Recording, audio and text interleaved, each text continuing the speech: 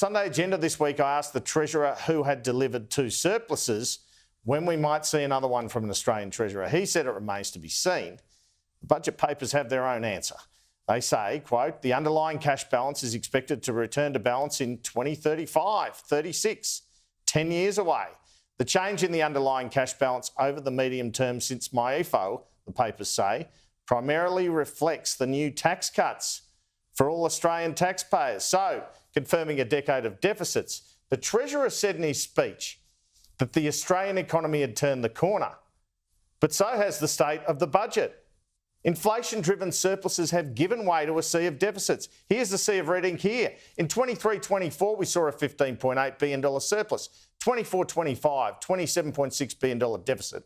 25-26, that'll be $42.1 billion. That's down from what MyEFO said, $47 billion. Then there are deficits of $35.7, $37.2 and $36.9 in 28-29. Slightly lower numbers than what was forecast in December, but they've rounded up their GDP forecast by 1/4 to 0.5% to get there. So that's $179 billion worth of deficits that Jim Chalmers is announcing tonight, 10% of which is because of the tax cuts they're introducing, even if they are only $5 a week.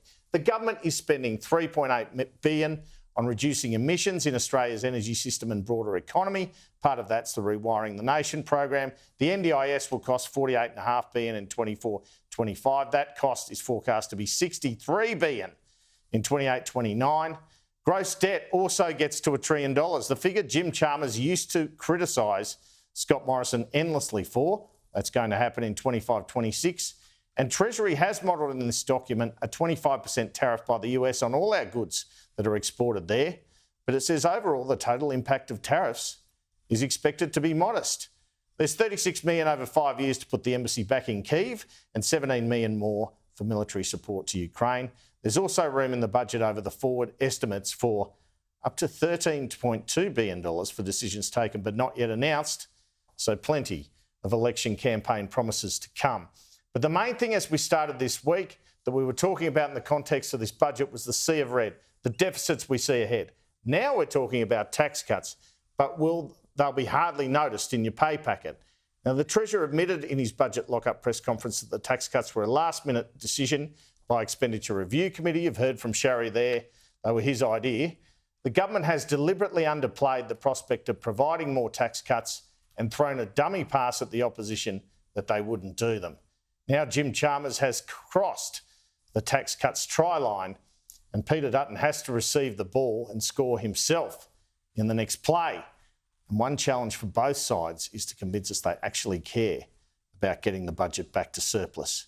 Midway through the term, Labor MPs sought a meeting with the Treasurer to plead their case on the cost of living, saying what was there that they could go out and sell at the doors in marginal electorates to say they were doing something on the cost of living. As one MP said to me at the time, fee-free TAFE just isn't going to cut it. Now they've got tax cuts to sell on the doors in the 5 to 6 weeks before an election. But will the people on the doors visited by the MPs buy that a $5 to $10 tax cut is enough? That's the $17 billion question here, Kieran. It's an enormous question with huge implications, both politically, economically. Sherry, your thoughts?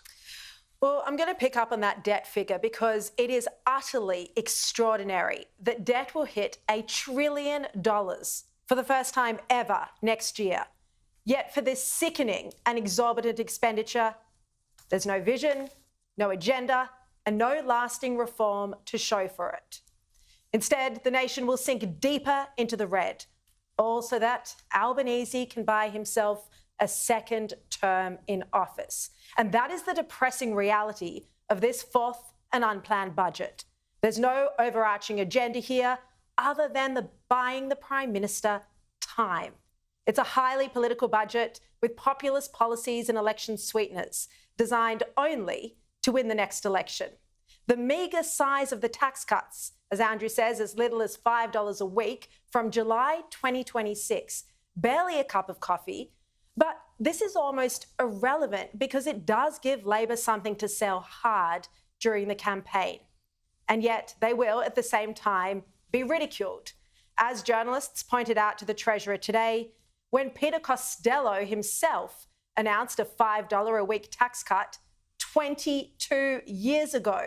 It was called piddling, and the family minister at the time, Amanda Vanstone, said it wouldn't even buy you a sandwich and a milkshake, and things are so much more expensive now. But the broader issue here is economic credibility. Labor's famous 2022 pledge that power bills would be cheaper has not come to pass, and so Australians will be sceptical of the energy relief announced today.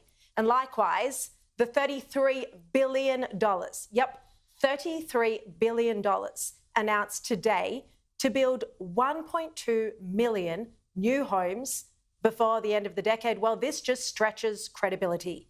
It even comes close to being fictitious, given the $10 billion Housing Australia Future Fund still hasn't built a single new house in 3 years. Well, there's just no realistic path to Labor building 1.2 million homes in the next 5 years. And when I asked the Treasurer about this today, he even admitted it was ambitious.